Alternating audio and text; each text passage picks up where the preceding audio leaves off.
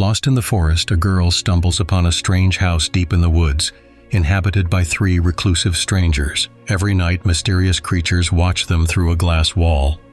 What is that? What are they doing? Applause.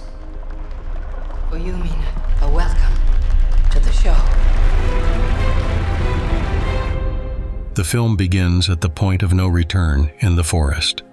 A man in a red jacket crosses it. As he runs, he shouts that he will bring help, but losing his way, he finds himself back at the starting point. The clock shows a late hour, and a flock of birds fills the sky.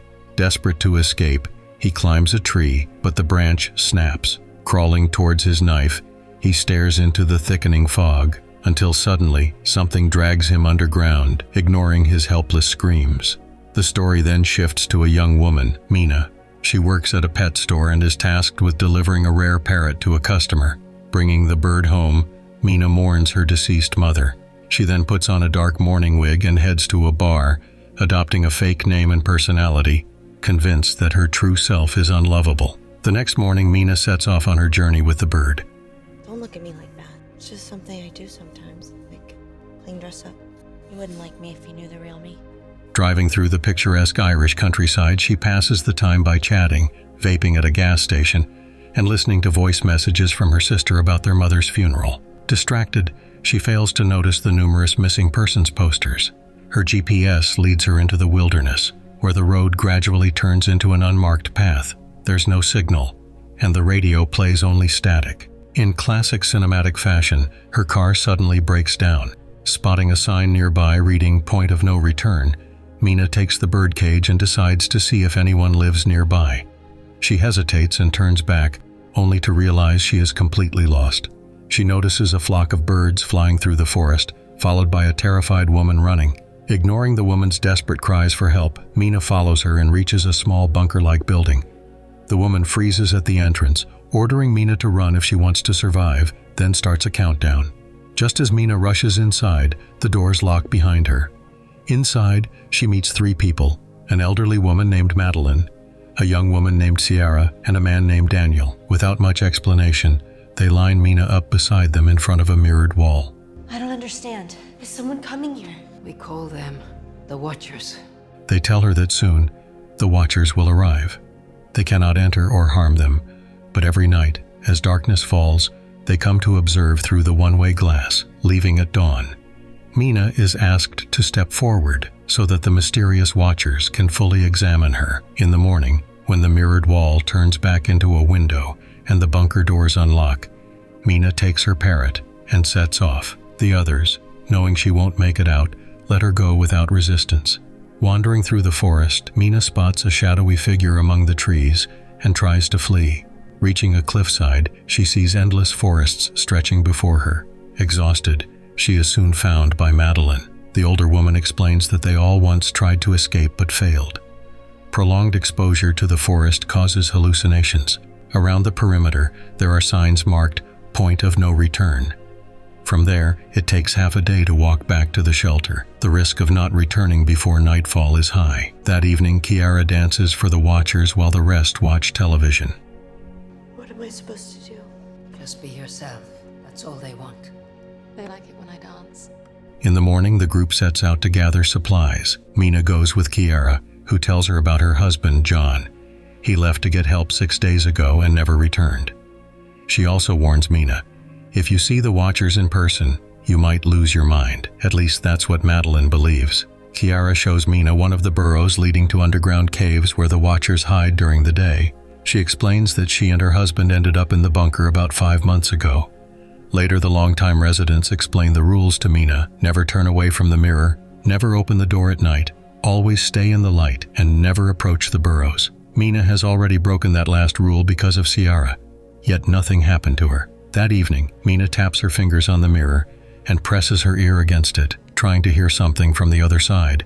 When nothing happens, she goes to bed, but suddenly a knock echoes back from the other side. Meline orders her not to move and to let the Watchers examine her. The next day, Mina goes into the forest with Daniel to check the traps. While walking, she notices a strange human-like figure in the fog. Daniel has been living here for 8 months. Mina finds it suspicious that all the rules rely solely on Madeline's word. She doesn't trust the old woman and looks for allies. Mina, this is a bad idea. This is a really bad idea. You can go back to the coop. Tell Madeline you lost me in the woods. Go on living by her rules. But don't you want to know what they are? Mina leads Daniel to a burrow and convinces him to help lower her down with a rope. Inside, she finds a pile of old junk. A newspaper from April 1992, a video camera, a child's toy, and a rusty bicycle. She pulls the bicycle and the items in its basket up with Daniel's help. As she waits for him to drop the rope back down, a voice echoes from the darkness, asking why she has come. A hand emerges from the shadows. Terrified, Mina scrambles up, grabs the items, and shows them to the others, lying that she found them in the forest, not the burrow. But Madeline isn't so easily fooled.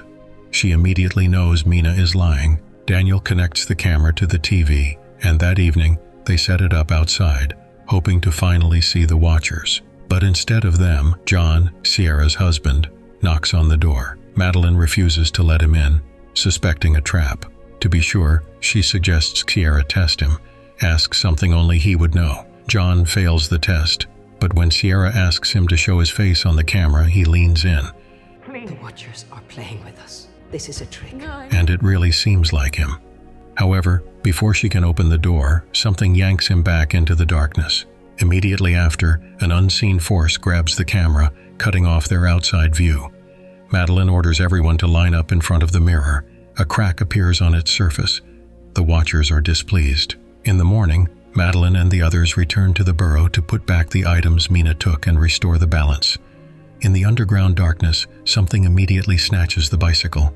Mina is overwhelmed by childhood flashbacks. During a family trip, she misbehaved and teased her mother, distracting her and causing a fatal car accident. She blames herself for her mother's death and avoids talking to her sister, who witnessed it all.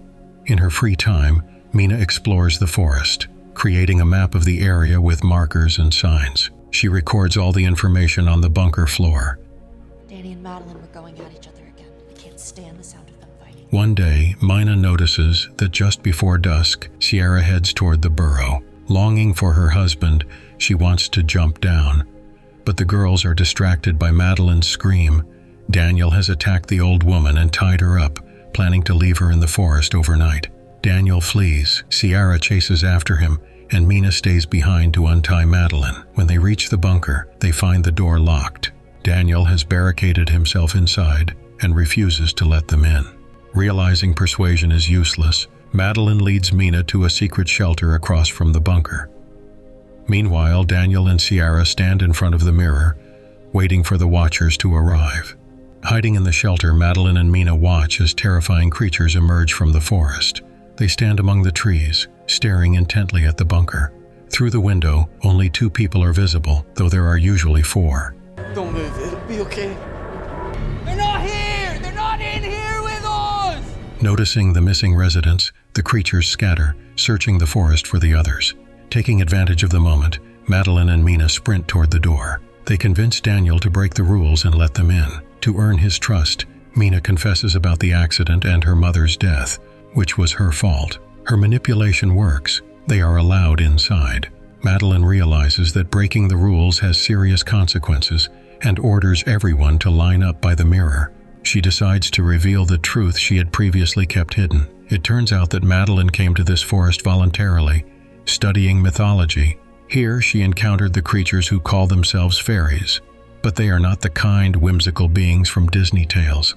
They are ancient, dangerous, and cunning. Fairies are mimics. They observe humans, study their behavior, and copy them. To prove her words, Madeline falls silent. And then, suddenly, there is a knock at the door. From behind it, Sierra's voice echoes, repeating the conversation she had with her husband not long ago. Then, the voices of other bunker residents join in, repeating various overheard phrases. This means that the Watchers aren't just imitating them. They are preparing for something bigger. Suspecting they are about to break through the door, the group panics and barricades it with furniture. While moving a table, someone notices a hatch in the floor. Daniel breaks the latch, opens it, and discovers a ladder leading downward. I'm going down. Hand me my bird. Mina descends first, followed by the others. They close the hatch just as the Watchers shatter the mirrored wall. The ladder leads them to an underground laboratory resembling a bunker. It appears abandoned, but a computer is still running, playing video recordings. Mina plays one of the videos and sees Professor Rory, a scientist who studied the Watchers. He explains how he built this secure complex and hired workers from various cities, only to later sacrifice them to the creatures in the forest. In the next video, the professor reveals that he managed to capture one of the fairies and lock it in a cage. Mina plays the final recording. In it, the scientist appears increasingly attached to the captured creature. But this was a fatal mistake. Realizing that it had been manipulating him all along, he makes the decision to kill it, before taking his own life. Before his death, he leaves instructions for whoever finds these recordings. The only way to escape the forest is to follow the direction in which the birds are flying. A boat is hidden on the riverbank near one of the signs labeled Point of No Return. If anyone makes it out, they must destroy his research stored at the university. The bunker residents make their decision. They will leave in the morning. We'll leave tomorrow. That evening, Sierra chooses to spend her last night in captivity dancing and invites Daniel to join her. During the dance, Daniel shares a painful story from his past. His father was a cruel tyrant who abused him. As a teenager, he ran away from home and eventually ended up in this forest. At dawn, they climb back up. The bunker has lost its former state. The mirror is shattered, the door broken down. Staying here is no longer an option. The group sets out, using the markers Mina left behind while mapping the area. Along the way, Meline warns the others.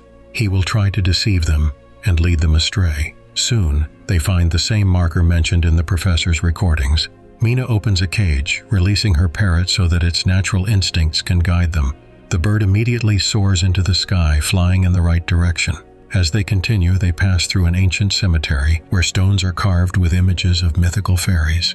Meline recalls a legend. Long ago, these beings lost a war against humans and were doomed to remain in this forest forever. The journey takes a chilling turn when rain begins to fall. They notice that the birds are leaving the forest in large numbers. We need to run. Let's go. Night falls. The fairies emerge from their burrows. At last, the group reaches the river and finds the boat. Suddenly, a familiar voice calls out from the darkness. It's John. He calls out to Daniel, pleading for help. The women don't immediately notice that Daniel has fallen behind. Daniel helps John out of the forest, but it turns out to be a fairy, mimicking his form. The monster suddenly attacks, killing the young man right before their eyes.